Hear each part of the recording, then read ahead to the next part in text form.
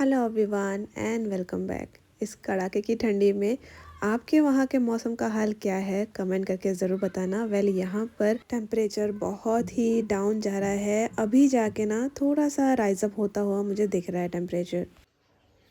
आज तो कुछ भी नहीं दिख रहा है बाहर, देख रहे हो? ये जो सामने वाला पेड़ है ये भी ये भी नहीं दिख रहा है। गर्मी के दिन इतना गर्मी और ठंडी के दिन इतना ज़बरदस्त सर्दी पड़ती है यहाँ पर। मैं जम्मू से भी रहकर आई हूँ, लेकिन जम्मू में भी इतनी सर्दी मैंने कभी नहीं देखी। यूपी का जो सर्दी है ना वो दूसरे टाइप का ही होता है। हमारे बंगाल में इस टाइप की सर्दी कभी नहीं पड़ती है। हाँ, अगर पड़ती भी होगी तो ज़्यादा से ज़्यादा 1 या 2 दिन ऐसी पड़ती होगी सर्दी। सुबह सुबह उठ के देखिए किचन को थोड़ा सा मैं क्लीन कर ले रही हूँ। काउंटर टॉप के ऊपर हमेशा का ही आदत है मेरा कि कुकिंग स्टार्ट करने के पहले कुक टॉप को और काउंटर टॉप को एक बार ना मैं साफ़ कर लेती हूँ। सुबह उठ के मूंगफली रोस्ट कर लिया था, उसी के ही छिलके अभी निकाल रही हूँ।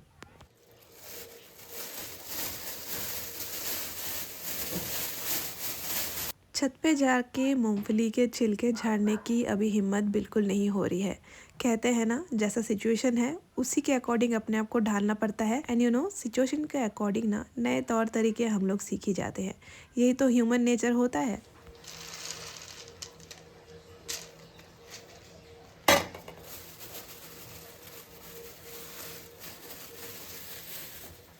बॉटल का हालत ख़राब हो गया पूरा, चारों तरफ से टेढ़ा टेढ़ा टेढ़ा टेढ़ा ही हो गया उसको। कोकोनट ऑयल था इसमें, इसको थोड़ा सा ना मेल्ट करने के लिए मैंने रखा था, तो जहाँ जहाँ से रख रही हूँ वहाँ से ऐसा ही हो जा रहा है। सुबह का मोस्ट एसेंशियल चीज़ यानी कि चाय बन चुकी है। एंड आज ब्रेकफास्ट में बनने वाला है dosa and chutney. Actually Samaira को ना बहुत दिनों से डोसा खाने का मन था, तो समायरा का बात सोच के तो मैं डोसा बना ही रही थी, लेकिन और एक स्पेशल पर्सन है जिनकी याद में आज मैं डोसा बना रही हूँ। एक्चुअली मेरे हाथ का डोसा मेरे जीजा जी बहुत पसंद किया करते थे। डोसा, आलू के पराठे, ये सब हमेशा वो मेरे हाथ का जब मैं बनाती थी ना, मैं उनके लिए स्पेशल भेजा किया करती थी या फिर जाके उनके लिए बनाया करती थी। और मेरे हाथ का ब्लैक टी उनको बहुत ज़्यादा पसंद होता था। सुबह उठते ही मुझे बोलते थे कि 2 कप बनाना और मेरे साथ तुम भी पीना, तो उनके साथ बैठ के मैं ब्लैक टी पिया करती थी। मतलब आदत सा बन गया था। जब भी मैं वहाँ जाती थी तो ये रिचुअल सा बन ही गया था कि उनके लिए मुझे डोसा, आलू का पराठा और ब्लैक टी ये तो बनाना ही है। तो बहुत सारे फ्रेंड्स हैं जो नए हमारे परिवार से जुड़े हैं, तो उन लोग के लिए ना मैं बता देना चाहती हूँ कि फ्रेंड्स 1 साल हो गए हैं, मेरे जीजा जी अभी हमारे बीच नहीं रहे हैं। और आज ना उनकी 1 साल वाली बरसी है। दीदी आज घर में पूजा पाठ करेगी, कुछ पूजा वगैरह रखी हुई है। हमारे रिचुअल्स होते हैं कि 1 साल बाद सेम उसी प्रोसेस से ना उनको याद किया जाता है, पूजा रखी जाती है उनके नाम की। तो मैं इस टाइम उसके पास नहीं हूँ, मेरा बस शरीर ही आगरा में है, लेकिन मेरा मन तो मेरी नीज़ और घर पे ही पड़ा हुआ है, उन लोग के पास ही है। मैं उन लोग के बारे में ही सोच रही हूँ। सुबह से कई बार फ़ोन कॉल्स आ चुके हैं, वीडियो कॉल्स में दिख रहा है सब कुछ। मतलब वही जो बुरी याद थी ना वो फिर से ताज़ा हो गई है। मतलब आज का ब्लॉग मैं वही बता रही हूँ ना फ्रेंड्स की बहुत अच्छे मन से मैंने स्टार्ट नहीं किया है। हालांकि 1 दिन बाद मैंने ब्लॉग को अपलोड किया है, एडिट भी मैं अभी कर रही हूँ। काफ़ी टाइम मतलब 2 दिन हो चुके हैं, तो अभी थोड़ा सा ना मैं अपने आप को स्टेबल करके ये ब्लॉग जो है वो एडिट कर रही हूँ एंड वॉइस ओवर करने का कोशिश कर रही हूँ।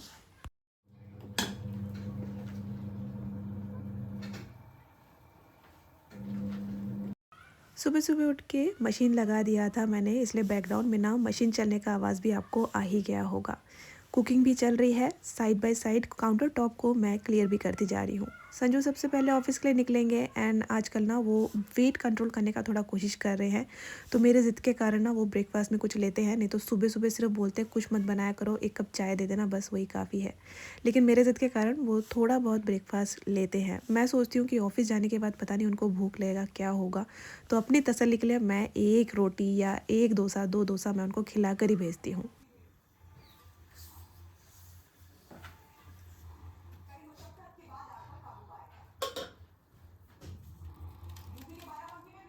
सो ये था आज का special dosa and chutney for breakfast. And अभी ना मुझे मेरे जीजा जी की कही हुई लास्ट वाली एक बात याद आ रही है। जब उनका देहांत हुआ था ना, उसके कुछ दिन पहले हम लोग छुट्टी गए थे और वो ना मुझे इशारों में बोल रहे थे कि उनको क्या खाने का मन कर रहा है। एक्चुअली उनका ब्रेन हैमरेज हुआ था, उसके बाद ना उनका एक साइड पूरा पैरालाइज्ड हो गया था। कुछ लोगों ने मुझे रिसेंटली कमेंट करके पूछा भी था कि दीदी आपके जीजा जी को क्या हुआ था। तो आज आपको पता चल जाएगा कि उनको क्या हुआ था। और पैरालाइज़ होने के बाद ना उनको बोलने में दिक्कत आती थी, लेकिन इशारों में उन्होंने मुझे बता दिया था कि उनको क्या खाने का मन कर रहा है, क्योंकि जब भी मैं जाती थी उनको जो जो मेरे हाथ का पसंद था मैं वो बना के या फिर उनके लिए भिजवा देती थी या फिर उनके पास जाके बनाकर उनको अपने हाथों से खिला कर आती थी। तो उन्होंने मुझे बोला था कि मुझे white white and round round होता है वो खाना है। वो डोसा नहीं बोल पा रहे थे क्योंकि दिमाग उनका उस टाइप से काम नहीं करता था।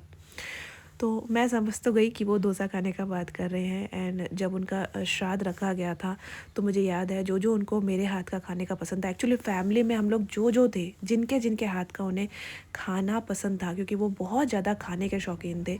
एंड हम सब फैमिली मेम्बर्स ने मिलकर सब कुछ बनाया था जो जो उनको खाने में पसंद था।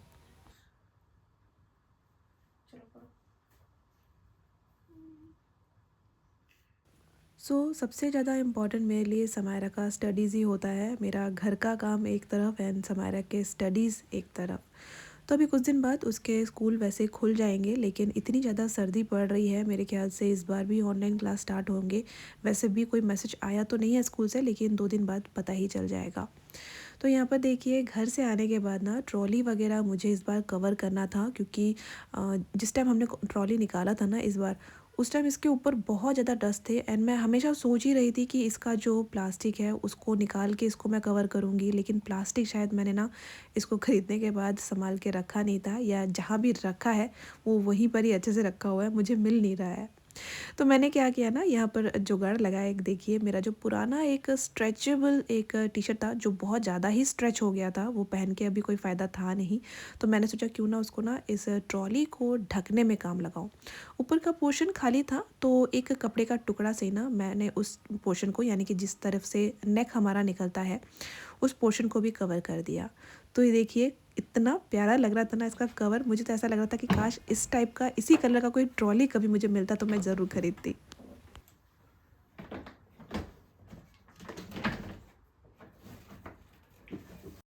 देखिए, काफ़ी सारे सामान इस तरफ ना हम लोग हाइड करके रखते हैं। मैक्सिमम ना सिर्फ कार्टून ही है, वॉशिंग मशीन एंड फ्रिज के। एंड छोटा ट्रॉली है तो इसके ऊपर रखने में मुझे इजी होता है, तो यहीं पर ना हाइड करके मैं इन सब सामान को रखा करती हूँ। ना जिस टाइम मैं घर गई थी तो बहुत सारे प्यारे दोस्त थे जो लोग मुझे ना इंस्टाग्राम में डायरेक्ट मैसेज कर रहे थे। और वहाँ जाके पता नहीं मेरे इंस्टाग्राम में क्या हुआ कि मुझे ना वो मैसेज वगैरह शो नहीं हो रहे थे। तो बहुत सारे फ्रेंड ना थोड़ा सा रूठ भी गए थे कि दीदी आप हमारा मैसेज नहीं देख रहे हो, देख कर भी अनदेखा कर रहे हो। तो कुछ प्रॉब्लम आई थी फ्रेंड्स, इसलिए ना इंस्टाग्राम में मैं नहीं चेक कर पा रही थी। और वैसे भी आपने देखा होगा मैं इंस्टाग्राम में बहुत ज़्यादा एक्टिव नहीं हूँ। हाँ, आप लोग के डायरेक्ट मैसेज के लिए मैं इंस्टाग्राम ज़रूर खोलती हूँ दिन में एक बार देखने के लिए। एंड या अभी तक जिन भी दोस्तों ने इंस्टाग्राम में फॉलो नहीं किया है वो लोग फटाफट से फॉलो कर लीजिए, सो दैट आपको अगर डायरेक्ट मुझे कोई मैसेज भेजना हो या बात करनी हो तो उसके हेल्प से ना आप मुझे डायरेक्ट कांटेक्ट कर सकते हैं। तो चलिए, बात जब मैसेज एंड कमेंट्स की हो ही रही है तो पिछले ब्लॉग में आए हुए प्यारे दोस्तों के नेम मैं यहाँ पर मेंशन करती जा रही हूँ। बृष्टि रॉय, विजयलक्ष्मी जी, आपने मुझे पीठे का रेसिपी पूछा था तो वो पिछले ब्लॉग में मैं ऑलरेडी दे चुकी हूँ, आप चेक कर सकते हैं। Vaishali Gogoi, OP gamer number 1, Shweta Sharma, Shreya Arpan, trending style by Ayar, Meenakshi, Anuj की दुनिया, मिंटू यादव, सहनाज रहमान, अश्मीना, देवोष्मिता साहू, मिष्टी आरजू, पूजा वादक, रेखा पाटिल, आसमानी खातून एंड प्रियंका कमकले जी।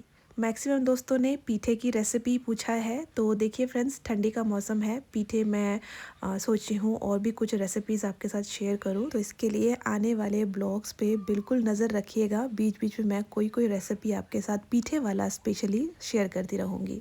सुबह उठने के बाद जब तक मैं बेड पे बैठी रहती हूँ तब तक मैं सोचती हूँ कि आज तो शायद घर का कोई भी काम नहीं हो पाएगा, लेकिन जैसे जैसे मैं बेड छोड़ के उठती हूँ एंड अपना रूटीन बाय रूटीन एक एक काम उठाती जाती हूँ, उसके बाद ना सर्दी उतनी ज़्यादा लगती नहीं है एंड घर के काम एक के बाद एक फटाफट होते चले जाते हैं।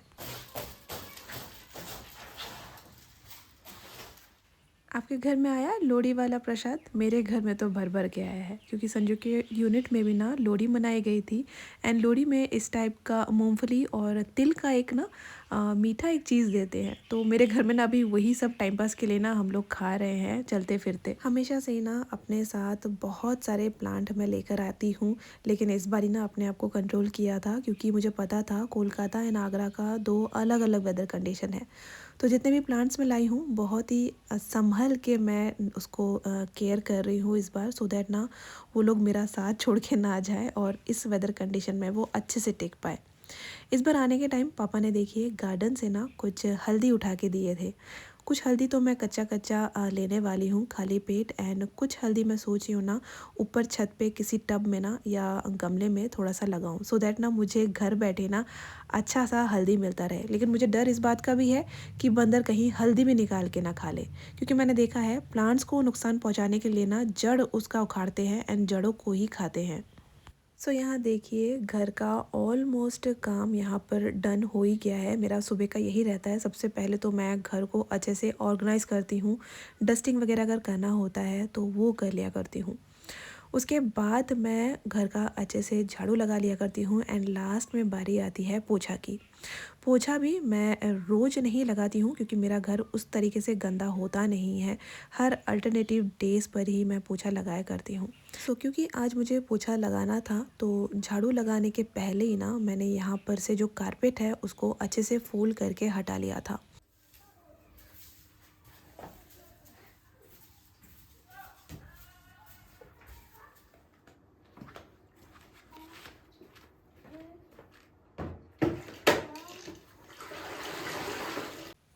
दिवाली के टाइम मैंने पानी गर्म करके पूरे घर की सफाई की थी।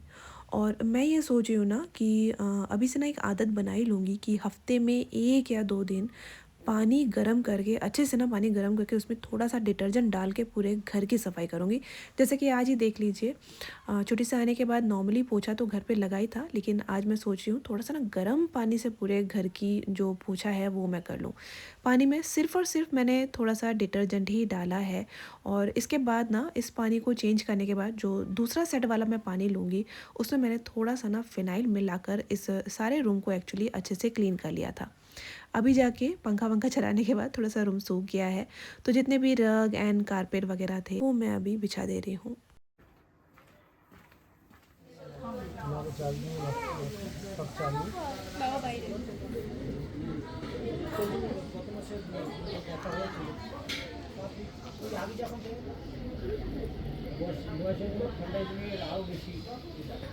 মনে করো স্পর্শ কাছে টাকাটা ধরে রয়েছে, টাকাটা স্পর্শ করে রাখো। ঠিক তিনবার জল দিচ্ছি। নমো এ তস্মৈ কাঞ্চন মোল্লাই নমো। আবার এ তস্মৈ কাঞ্চন। अभी जब मैं घर का काम ही कर रही थी तो पापा ने, दीदी ने और मेरी नीज़ ने बैक टू बैक कुछ वीडियो सेंड किए हैं। मुझे फ़ील हो रहा था कि वो लोग मेरे को कितना याद कर रहे हैं इस टाइम। आप लोग के साथ भी मैंने छोटा सा क्लिप घर में हो रहे पूजा का शेयर किया है, जीजा जी के आत्मा शांति के लिए। ना रिसेंटली कुछ कमेंट आए थे जिसमें मुझे पूछा गया था कि दी आप समायरा का स्किन एंड हेयर का कैसे केयर करते हो, उसको ब्लॉग में भी शेयर करना। तो मैं समायरा के हेयर के लिए ना वैसा स्पेशल टाइप का कुछ नहीं करती हूँ। नॉर्मली कोकोनट ऑयल मैं लगाती हूँ उसको। बहुत दिनों तक समायरा ने सिर्फ हिमालय का जो बेबी शैम्पू होता है ना वो सब यूज़ किया था, एंड अभी जाके धीरे धीरे से ना मैंने उसको बड़ों वाले जो शैम्पू होते हैं, नॉर्मल शैम्पू, बस सिंपल, ऐसा कुछ नहीं कि किसी डिफरेंट ब्रांड का मैं शैम्पू यूज़ कर रही हूँ।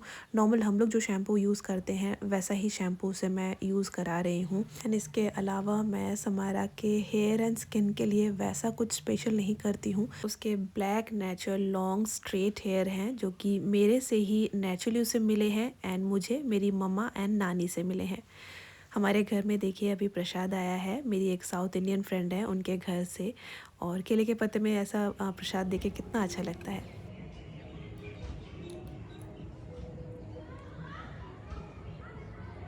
आज वैसे ना ना खाने को कुछ मन कर रहा था, ना ही कुछ स्पेशल बनाने का, तो सिंपल दाल चावल और ऑमलेट ही बनाया है। एंड छत पे ना थोड़ा सा धूप आया था, वहीं बैठ के अपना जो लंच है वो मैं कर रही हूँ।